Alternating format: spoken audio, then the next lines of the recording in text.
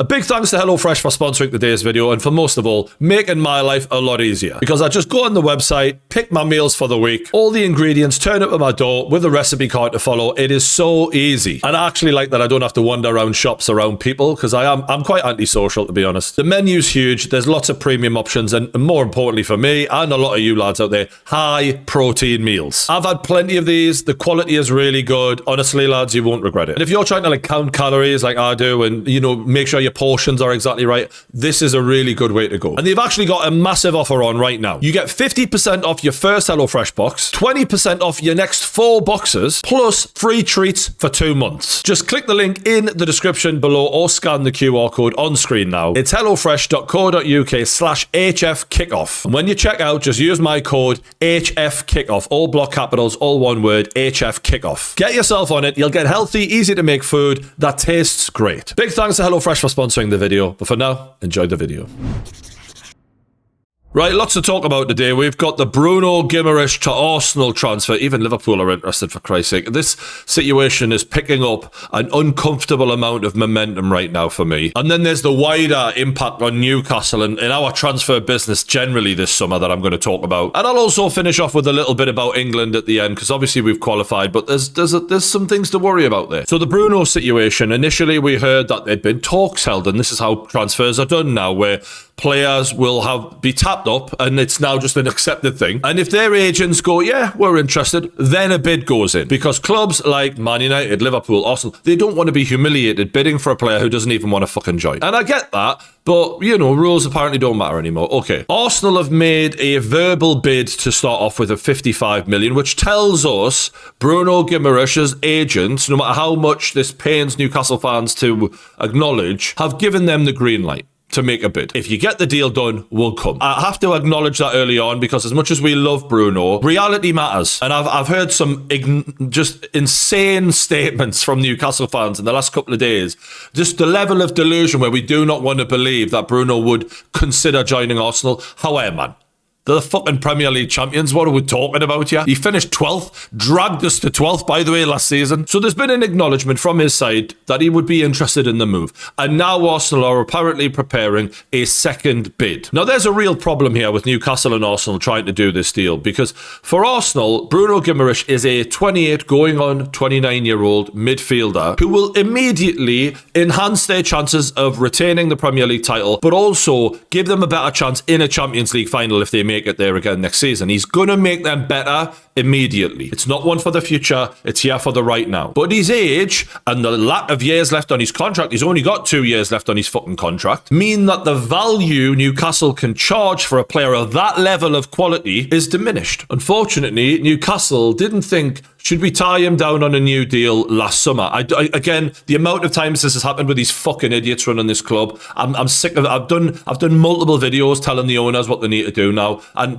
they're just so fucking frustrating. So to Arsenal, yes, Bruno immediately improves them, but is he as important to Arsenal as what he is to Newcastle? Of course not. To them, he's a footballer. To Newcastle, he's an icon. He's more than a footballer. He's part of an idea. The talent level, the way he plays the game, the passion that he shows for that badge. You know, he's the captain. And yes, there's every club has a captain. There's captains and then there's captains. I grew up watching the likes of Roy Keane inspire Manchester United to great things. Yes, we're never going to achieve the things Man United did, but the way Bruno Guimaraes inspires this side, I don't even think people who aren't Newcastle fans even see it. I don't even know if they understand it. Maybe they do. You know, that speech that he gave after we won the cup, it'll live with me forever, actually. I've never been more emotionally connected to a player's speech on a football pitch in my life. And he's the man who lifted our first trophy in 70 years. That's what I mean when I say he's part of an idea. He is part of what the so-called direction of this football club is supposed to be. This is the kind of player we want playing for our football club. That is the identity. And honestly, when you look at the drop-off of when Newcastle don't have Bruno, like,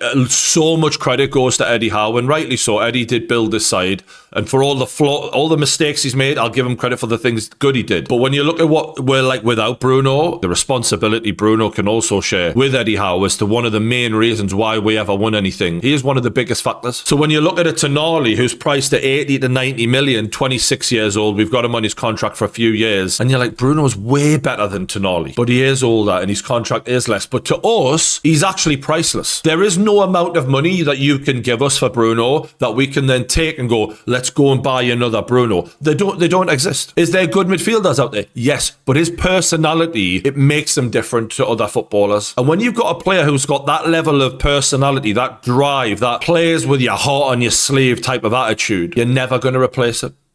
Ever. And what he can do for the team with the ball at his feet, he's a complete midfielder. On the ball, off the ball, he can do it all. You need a last-ditch tackle, he's there. You need a diving header to nick a draw, he's there. You need a long ranger to win the game, he's there. He's capable of everything you want from a midfielder. Does he do it every time, 10 out of 10? Nobody does. But he's the complete package. And where most midfielders, you can point and go, that's their weakness. There isn't one with Bruno, really. Maybe is he the quickest? Maybe that might be it, but he runs like fuck. He runs, you know what I mean? He's racking the miles up. And if he was at a Real Madrid, they'd already be saying world class. They'd already be saying that, and it's only because he's at Newcastle that people, I think, maybe they don't rate him as good as they should do, in my opinion. I heard Darren Bent on TalkSport the other day saying, well, he'd be a squad player at Arsenal. He needs to think, he doesn't walk into that side. I'm like, God. Jesus Christ, Darren. Seems like a really nice guy, this guy, to be fair to him, but bloody hell, man. You know, if you're going to get paid to talk about football, mate, you've got to be better than that, like. Bloody hell. Doesn't walk into the team. He scored 9 goals from centre midfield last season in 28 games. With goals and assists, he had a goal involvement every other game from centre midfield. In a Newcastle team that was on its arse. You look at this Arsenal side that played in the final against PSG. Lewis Skelly and Odegaard. I'm sorry, but both of them had been knocked out the team the minute he walked in the fucking door. And Arsenal fans, if you don't agree with that, it's because you haven't seen enough of him. He fucking walks into this side. And I guarantee that by the end of that season, if Arsenal do sign him, there'd be a lot of Arsenal fans going, we think he's better than Declan Rice. I'm not saying he is. They're both good players, but the point is that's how highly they'd be rating him. He scored more than double the goals in the Premier League last season than Declan Rice did, and he played much less games. And one of the things I like about Bruno the most is he's got standards. When Newcastle lost that first derby to Sunderland last season, when we didn't have a shot for over 60 minutes against the newly promoted side in a game we had to win, he came out after the game and he goes, we were a mess. And Eddie Howe, clearly seeing that his tactics were being exposed in broad day, like had to lie, like the liar that he is. He lied so much last season. Had to say, oh, well, Bruno's wrong there. It wasn't a mess. I just love that Bruno called it out for what it was. And I love that his standards were higher than Eddie Howe's. And for him to go 60 odd minutes without a shot, that is a mess. That's unacceptable. You want that from a leader. You want that from a captain. And I think up until the end of last season, he'd given everything for the badge. We can't fault him. None of us can.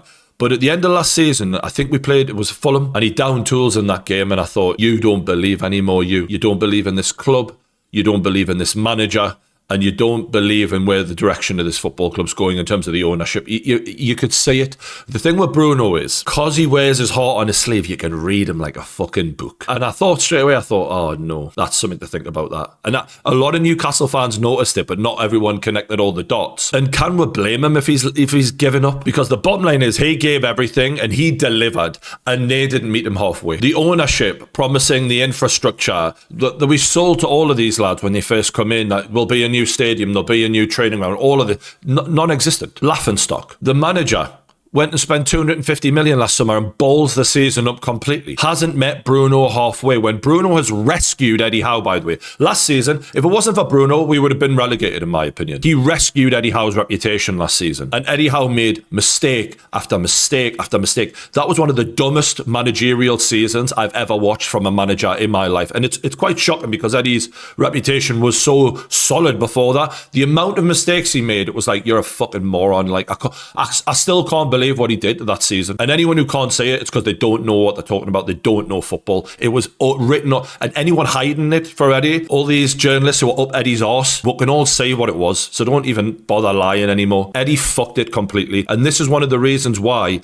now we have the exodus going on, because those lads clearly look at Eddie and go, you're not that guy. They can see it. And that's why in the summer, we needed a change. We needed a fresh new set of players, fresh new ideas from a new manager to galvanise this club again again, and we bottled it. This is one of the results of that, where players like Bruno are going, nah, this ain't going anywhere, this mate. And I see Newcastle fans saying, oh, well, we need to show ambition and sign a few players to convince Bruno. Do you really think that's going to convince him of anything now? We signed multiple players last season. We finished 12th, man. He's trying to win Premier League titles and Champions Leagues. That's the level he's on. A few new signings is not going to fucking do fuck all in the way of getting Bruno closer to the goals that he should be achieving in his career. He deserves the best. He doesn't deserve a 12th place finish and losing back-to-back games against Sunderland. He's better than that. And if we were even close to the level that Bruno was on as a football club, then maybe he would stay because he does love the club. That's not even up for debate. He loves the club, but we're nowhere near. We're nowhere fucking near.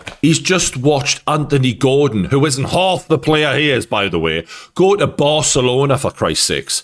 He's now going to go on and achieve whatever he wants with his career. And what's Bruno going to do? Have another season where he's dragging us through over the line to try and get, a mid-table, maybe a Europa League finish? Who knows? He's 28 years old. This is probably his last chance to go to a club like an Arsenal where he knows for a fact, I am going to challenge for the biggest trophies in football. Leave it another year. Will he get that opportunity? Maybe not. Maybe he then goes down a level in terms of the clubs that are looking at him. And let's be real, wages. I mean, the guy's entitled to much bigger wages than what we can probably afford. So this is his last chance at a mega contract as well. So taking all of that into context, does Bruno want to go to Arsenal? Given the fact that he's letting his agents talk to them? Probably. And I don't think he wants to go to Arsenal because he hates it at Newcastle or he doesn't love the club. That's the sad thing. He does love the club. He loves it in Newcastle. And yet he's still thinking, I should go. Because we're a fucking shambles. We are an absolute shambles. And this is an indictment on the actual club itself and what we are allegedly building with this 2030 project where we're supposed to be challenging by 2030 for the biggest titles in football. What this says is, no, you're fucking not, mate.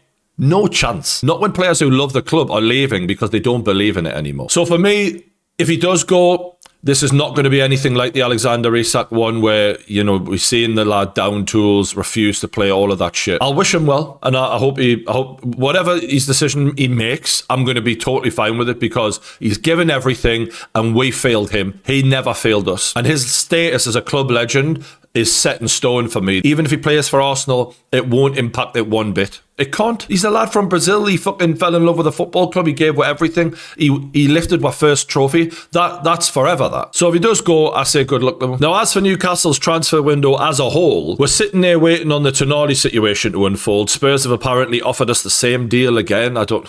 what the fuck they're doing. I know Manchester City are lurking in terms of both Bruno and Tonali, it seems. You've got Liverpool also sniffing around Bruno. Apparently they've made an inquiry. The fact that both Bruno and Tonali want to go says everything, really, doesn't it? And apparently Eddie Howe's budget this summer is the smallest it's been since he took over the club. And you're like, how have you ended up in this situation, you lot? How can you spend 250 million last summer and then end up with next to nothing to spend this summer or very little? Why have you blown the whole lot? And if you are struggling, why are you spending 55, 65, 70 million on players when you need a whole squad revamp? What were you thinking? And I said this, remember, at the end of last season, I did a video directed specifically at the owners of Newcastle, and I said, Eddie Howe is spending on 12 players, he spent an average of £49 million. And when you spend that level of money per player, you're not leaving enough in the kitty for squad maintenance. So what that ends up happening is you end up with players like Nick Pope, like Jacob Murphy, like Joe Willock getting regular games because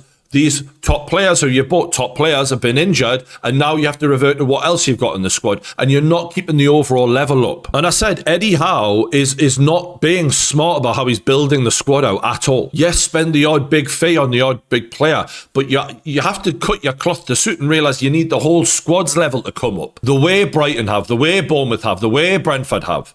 And that's why they're leaving us behind. And Newcastle will be paying the price for that disaster summer by Eddie Howe for many years to come. And people will blame, oh, he didn't have a director of football. He hadn't had a director of football since the second he got through the fucking door properly. He'd been making all of the transfer decisions on his own, and it went fine for him for quite a while, to be fair to him. I'll give him his credit. But if he gets credit for the good bits, he should get credit for the bad bits and not just have these excuses rolled out for him every time he makes a fucking mistake. We're now in a situation where we needed a Trippier replacement, a Tonali replacement, because we knew he was going done months ago. A Gordon replacement, which Gordon's now already gone, and still nothing. Livramento wanted to leave months ago. We knew that because he refused the contract talk, so you knew he was wanting to go. Looks like he won't be able to because he's so fucking made of fucking glass that he won't even be able to get a move now. But he doesn't want to be here. We know that. And you can't keep him fit for 2 minutes anyway, so you kind of need a replacement for him anyway. And then you've got the players that should be moving on, like Nick Pope. You've then got two centre-backs who are both 35, Byrne and Shaw. When you've got an injury-prone Botman who is hit and miss anyway, re-signing Byrne and Shaw just tells us we're not going to... We haven't got the money to spend on what we should be doing. We should be moving both of these guys on at this age. Really, we should. We should be ruthless. Joe Linton, for example, another player who didn't quite hit the levels last season. He's 30. You're getting to the point now where you can only get a good fee for a player like him for this summer, really, and then it's on the downward turn. A clever manager is recycling the squad, is moving players on like Willock, like Murphy. They should be gone, man. The fact that Joe Willock has been here since before Bruno, Tonali. He's outlasted Anderson. He's outlasted all these top midfielders. It just says how squad management is being done under Eddie Howe. Not good enough. And despite those mistakes all being related to Eddie Howe, Ross Wilson also needs to step up. And I know Eddie Howe self-appointed him, so therefore anyone who thinks out there that Eddie's having less of a say in transfers, you need to wake up. Every single transfer Ross Wilson goes for will have been pre-approved by Eddie Howe, and this will be a joint thing between them. Eddie appointed him himself after seeing off two directors of football. Do you not think Eddie's got that power like? And we're judging Ross Wilson's ability to get deals done. And when he's lost Anthony Gordon and he's went for Joanna, who went to Brighton, and then Munoz, who ended up at Liverpool, you'd have thought there'd have been quick reactions there. Let's move. And fuck all, silence. Maybe something's getting done in the background and we're just not hearing about it for the first time ever when, you know, the journalists leak everything and get fucking every other club, let every other club know what the fuck's going on. We've been linked with Nemecha, who's got a £73 million buyout clause in his Dortmund contract. Newcastle would be looking to pay less than that given their model. So unless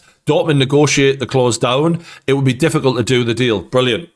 Wonderful. We haven't got a lot of money. We've been struggling because we've overspent on so many players. We've been spending £49 million a player on average, and then we're looking at a player with a £73 million buyout in his contract. Brilliant. Really learning lessons here, aren't we? We're definitely learning from the likes of Brighton and Aston Villa and Bournemouth. We've really learned a lot, haven't we? I seen this tweet the other day from a Villa fan. Kamara free, Tillemans free, McGinn £2.5 million, Rodgers 8 to 15 million, Onana 50 million. That's how much they paid for their midfield, for example. And we're paying £49 million a player on average. And we're wondering why we've run out of money. Fuck me, man. How the fuck am I just an idiot talking into a camera? And yet these idiots are getting paid to think about all of this, the contract renewals, all of it. And they fuck it everything up. They're fucking the whole thing up. I just think the club's an absolute shambles. And I know people, Newcastle fans who are more positive than me, they think I'm negative. I just think I'm realistic. And the reality is, we lost back-to-back derbies last season. We finished 12th. We could have finished even lower. Let's be real. We were an injury to Bruno away from being bang in the relegation zone. But apparently I'm negative. Here's some negativity for you. Anderson, either 116 or 130 million. I believe it's 130 million given the way Man City are about their numbers. No sell-on clause for that. And the biggest lie about the Anderson situation at Newcastle was Newcastle had to sell him for PSR reasons. We had to sell someone, and we could have sold Joe Willock, Sean Longstaff, Almiron. We could have made that money up if we wanted to from other sales. We chose Anderson and we got 15 million plus a keeper that Forest didn't even want, who isn't even at the club anymore because we've loaned him out, and we didn't put a sell-on clause in there. And the fact that Eddie Howe gets no responsibility for that, do you not think he was the one who signed that deal off? When they came to him and went, we need to make some money, who can we let go? Do you not think he was the one who went, well, we'll let Anderson go, when he was playing Longstaff as much as he was? Do you not think that? I find it amazing the way people, and I know it seems like I'm blaming Eddie Howe for everything, but he's the fucking manager. He has final say on everything. Do you not think he played a role in that transfer? Now let's do a quick catch up on England. They beat Panama 2-0 last night, and by God, it was fucking boring, wasn't it? Bloody hell. I looked at the starting lineup and I thought, we've already qualified. You've got fatigue building up out there. You've got injuries building up out there. Why not rotate more? Harry Kane starting in a game where we've already, like, you know, he's getting on as it is. We've already qualified. Is that necessary? Apparently, Saka and Rashford are both carrying knocks. I'm going to say that they're not now because they started this game. Did either of them do well? Not really. Rashford did look better than Gordon. I mean, that's not really hard though, is it? Saka's getting a lot of grief on social media today saying how shit he is and that he's not world class and all. I think Saka's a good player. I just think he is overrated in terms of what we thought he was going to be. At one point, his trajectory was outrageous. I think he's been run into the ground, to be honest with you, by Arsenal. I think they've overused him and we're kind of seeing the result of that. But again, playing Bellingham and Anderson in this game, these are players. I mean, Bellingham did great. He obviously got over the line, but this was an opportunity to take a bit of a rest here for these kind of players. Give the likes of Kobbie Mainoo a chance. We were looking for players who could play through the lines a bit in that last game when we came up against a team who could defend. Mainoo, he's cold, you know what I mean? You don't want players. Similarly with Harry Kane, at some point we might need to throw strikers on if they've not played any minutes and then they're in a situation where it's a must-win moment, the last 50 minutes of a game, and they've had no World Cup minutes. I just don't think that that's a good idea. And then when you do bring a midfielder on, you bring on Jordan fucking Henderson, who's a glorified cheerleader. You know, you could have had Wharton, for example, someone who can actually open the game up a bit. I get Henderson's a good influence. I think it's ridiculous, personally. And the back four as well, pretty much first choice back four. So I'm not convinced yet that the manager is making all the right decisions here. I think he's quite a stubborn guy. What he's trying to do is impact his ideas on them and get them used to playing how he wants them to play. And I don't think we're really seeing that. We're getting over the line, but I'm not seeing anything that goes, we're going to win this. Maybe we'll get, you know, some set pieces and we'll get a bit lucky and who knows. But we look like a team that when we come up against a good side right now, I think we're bang in trouble. I hope I'm wrong. Let me know what you think in the comments below. If you haven't already, hit the like button, subscribe to The Kickoff. I'll see you on the next one.